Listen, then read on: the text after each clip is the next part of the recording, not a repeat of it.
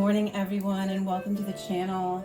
It is Friday, just before St. Patrick's Day weekend, and I hope everyone's having a blessed and prosperous Lent.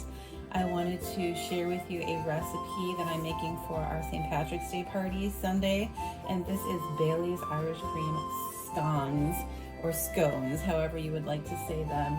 So I'm going to share with you this recipe, and I hope you'll maybe try these this weekend for whether you're having people over or you're going somewhere to a party or a dinner, or just for yourself for breakfast or tea time at home. I think you'll really enjoy it. It's a very special treat to honor St. Patrick. So this recipe is very easy. I'm going to put all the ingredients in the description below, but it's a cup and a half of flour. I'm going to use salted butter, so I'm just putting a pinch of salt in here, maybe a little more than that. But you can use unsalted butter, and then you would use a teaspoon of salt. But we don't need to do that right now, since we use the salted butter. I'm going to add to this 2 tablespoons of just regular granulated sugar. And then we're also going to add to this 1 teaspoon of baking powder. And there's that. And then just give this a little stir around. And to this we're going to add, I've got 5 tablespoons of butter that I cut up into little pieces, and I kept it in the fridge because you want it to be really cold, because we're going to make a dough with this. So just get in here with your hands, and you want to make sure that this mixture is very, very crumbly. So you want to just get in there with your fingers and work the flour mixture into the butter. And what you're going to get is a very crumbly mixture that kind of looks like breadcrumbs, or like if you've made a Drizzle topping for a coffee cake or something like that. This is kind of what we're doing. Well, this is basically what we're doing, but we're going to make those pieces as small as we can because we want this to become a dough. So I'm going to work on this, and I'll be right back with you when my mixture is ready. Okay, so our mixture is pretty much mixed in with the butter. I still got some kind of big pieces in here, but we're going to mix this some more. So to this we're going to add the liquids. We're going to add 1/2 cup of milk, or you can add heavy cream also, which I did not have. Give that a stir. And then we're going to add 2 tablespoons of Irish cream liqueur. There's Bailey's, which is the classic. And there's some knockoffs out there because the Bailey's is very expensive these days. I got O'Connor's Irish cream liqueur. And I don't know if you want to drink this, but I'm sure it's going to be just fine in our scones or scones. So just give this a nice stir. And you're going to see this is going to come together into a dough. Okay, so I'm going to clean off my countertop a little, and I'll be right back with you. Okay, so take this mixture out and plop it onto your countertop or a pastry board or whatever you have to work on. And what we want to do is make sure that, first of all, that everything's incorporated. Make sure all the butter's in there. If you need to put a little flour over here, that is totally fine. Just don't add too much because it is kind of like a pastry, and we don't want to get it tough. Right? That wouldn't be good. So that's great. Now what I want to do to this is sprinkle over, this is optional, I'm going to put butterscotch chips in here. I have a little too many for this amount, but it should be about 1/2 cup, and you can use chocolate chips. I've seen people use peanut butter chips for this. Just add a little more flour if you need to. And that's just going to make it extra decadent. You're going to see when we're done, we're going to brush the finished scones with some glaze that's made out of butterscotch chips melted and Bailey's.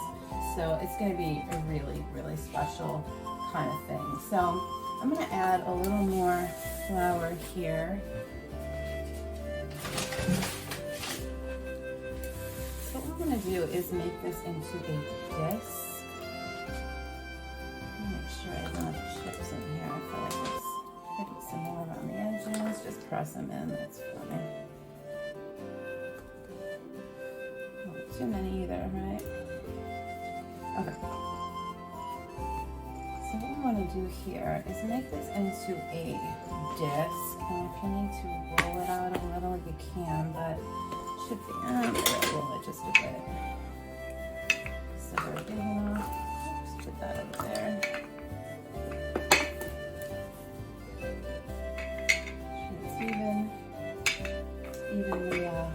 Even thickness. Feels good. And then take a sharp knife and we're going to cut this into 8 pieces. So we're going to make the classic, triangles. Just like that. These are going to be so pretty, guys. Okay, great.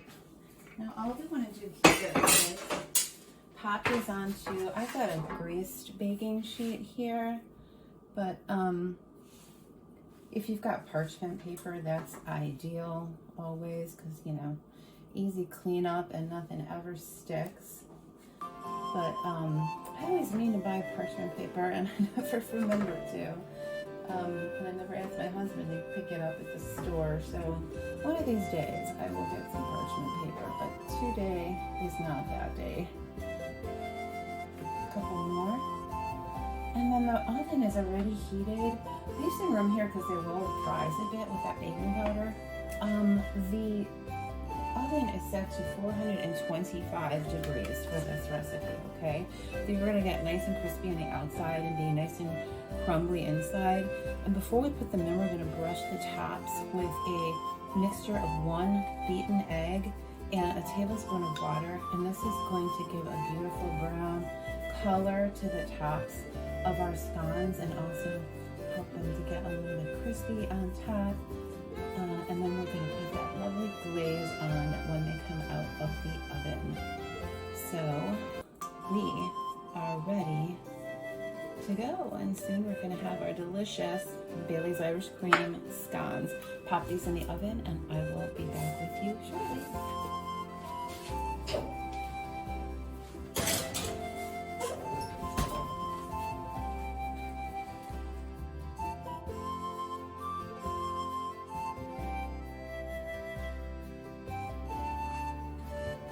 Welcome back. Our scones are out of the oven and they are cooled down. And I've mixed together a glaze made of some butterscotch chips melted and some Baileys. And we are going to just drizzle this over the top of our cooled scones. And then we're going to have some of that fresh hot coffee that my husband just made there. I'm so excited. It smells so good. And these smell so delicious. I did break one, and so we did try one, and they are, let me tell you guys, they are decadent. Probably not so much if you left out the butterscotch chips. And definitely if you left off this Bailey's and butterscotch chip glaze. But, I mean, come on, it's holiday, right? So, I would highly recommend that you make them just like this. I'm going to make sure I get every bit of these covered with this loveliness because it is really good. I'm not a sweet person and these are super sweet, but a little nibble is just what the doctor ordered for St. Patrick's Day celebrations. Alright, I'm going to plate these up, get us some coffee in a coffee pot, and I'll see you in the dining room to take a taste. No wonder, for so was her father and mother before.